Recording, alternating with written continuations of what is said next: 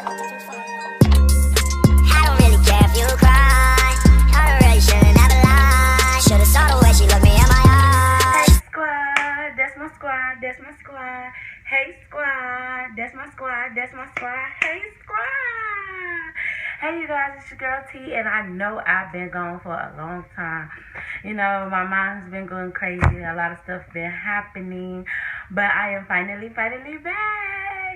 And you know what I'm saying? I was sitting here one morning, and I was thinking to myself, I said, thinking of some video ideas, and I was just like, well, why don't I just go ahead and tell you guys everything that's been happening with me? But y'all stay tuned for this video. Like, subscribe, and comment, and let me know what more you guys would like to see. And don't be afraid to DM me. I tell you guys that all the time. Don't be afraid to DM me, talk to me, Facebook, anything. And all of my social medias will be in the link in the description below and at the end of the video. So without further ado, let's get straight into the video. Okay, you guys.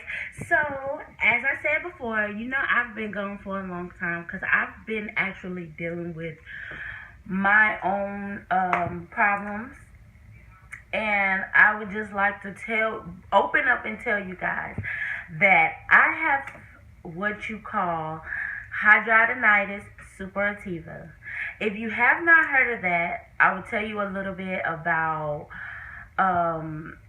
you know, kind of what it is and what happens and stuff like that, and my little story on how I came about this. I don't really like to call it a condition, but they like to classify it as a skin condition. So that's just something I've been living with. You know, I've had it for about,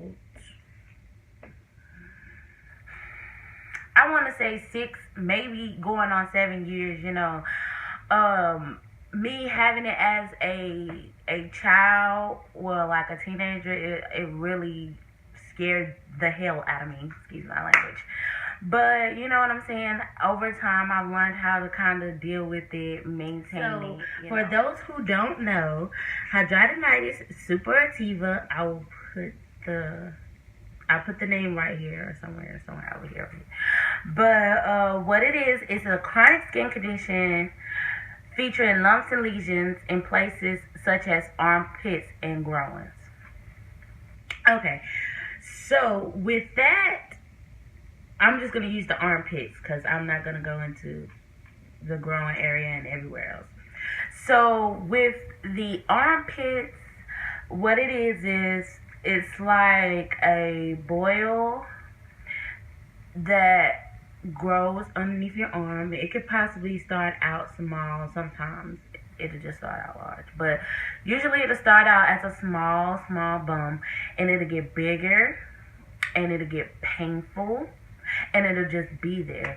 And sometimes, you know, it's hard to even put your arm down. That's how painful it is. You know what I'm saying? And even just the sleep on that side, I'm telling you guys, it is the worst feeling that you can get. I know some people get like those hair bumps and those boils sometimes, but I'm telling you, it is nothing like that, okay? It is so painful. You'll know if you have it.